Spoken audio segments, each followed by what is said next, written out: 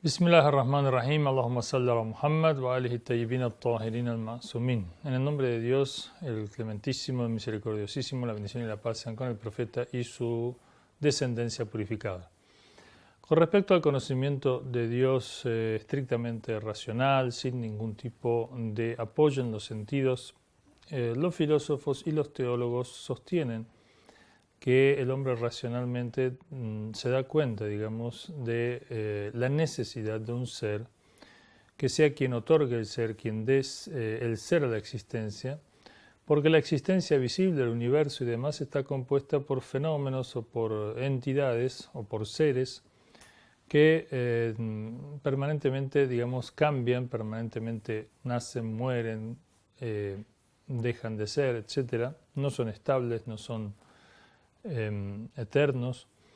y por ende no tienen su ser en sí mismos, digamos, no se explican por sí. En sí mismos son, digamos, tienen una relación neutra en torno al ser o no ser, y no se dan a sí mismos su existencia. El universo no se da a sí mismo su existencia, nosotros tampoco somos conscientes de que somos, después dejamos de ser, de que no éramos, etc. Por lo tanto, las razones de nuestro ser, los filósofos se remontan a una causa primera, a una causa que necesariamente debe existir. Esta causa primera no puede ser a su vez un fenómeno o no puede a su vez dejar de existir, porque no se puede a su vez remontar la suerte de causas y efectos y la explicación, digamos, es ser llevada más allá de sí misma, de modo que se establezca una suerte de cadena infinita de causas sin fin. Si el universo fueran todas causas y efectos, digamos, fenomenales en el sentido de aparecer y desaparecer, y no existir necesariamente, entonces ocurriría que todo el universo en sí mismo sería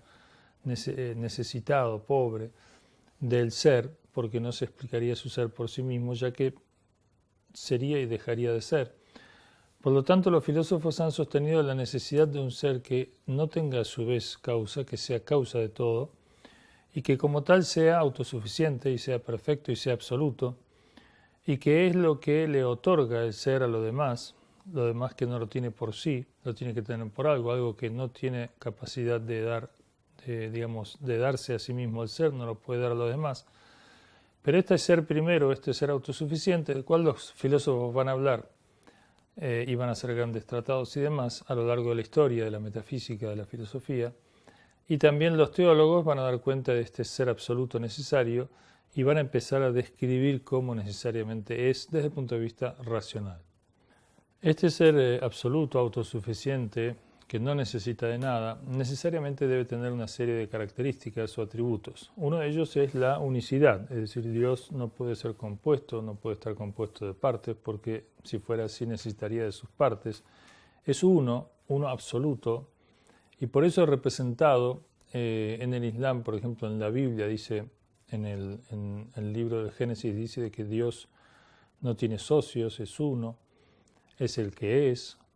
el ser absoluto en definitiva. En el Islam también, en la Kaaba, vemos que en la casa de Dios está vacía dentro, porque Dios no se lo puede representar porque no tiene partes ni formas,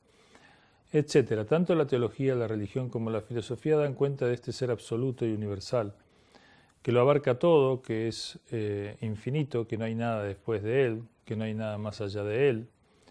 y que por lo tanto el ser de las cosas limitadas que van y vienen, que surgen y mueren y desaparecen, etc., tienen únicamente la fuente de su ser en este ser absoluto. Este ser absoluto, por ende, tiene que ser como tal, como autosuficiente, tiene que ser eterno, no tiene que tener ningún límite, tiene que ser, como dijimos, absoluto, y por lo tanto las categorías de espacio y tiempo, que son divisibles, que son compuestas, no le atañen. Y por ende, entonces, este ser absoluto no puede ser espacio-temporal, no puede tener corporalidad.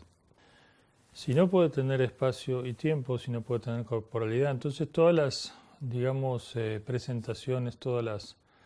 manifestaciones que se han hecho de Dios como un ser antropomórfico, como un hombre grande, etcétera, barbudo, viejo, anciano, sobre las nubes, etcétera, estas representaciones que hay en la Capilla Sixtina de Miguel Ángel sobre Dios arriba de las nubes, etcétera, todas estas son visiones infantiles, si se quiere, y totalmente erradas en sí misma de Dios, que como dijimos no puede tener partes, no puede ser concebido, no puede ser imaginado. Y por lo tanto, todas estas acepciones han desviado al hombre realmente del conocimiento profundo de Dios. Y es una de las causas por las cuales los hombres se han inclinado al rechazo de la religión como una suerte de cuento infantil. Pero los filósofos que han realmente conocido y han sabido definir este carácter absoluto de Dios no han caído en esos errores y han librado siempre la concepción de Dios de toda visión antropomórfica o toda visión desviada, o los compuestos o las asociaciones como la idolatría, el politeísmo, el considerar que Dios puede ser 2, 3, 4, etc. Aquellos consideraban el Dios del bien, el Dios del mal, o los distintos tipos de Dios, etc. Todas cuestiones que están fuera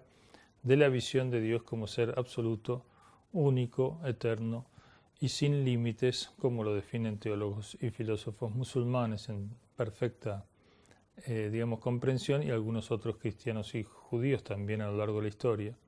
lo han sabido describir de esta manera con atributos de perfección y no atributos negativos, que vamos a ver, si Dios quiere, en la próxima clase. Wassalamu alaikum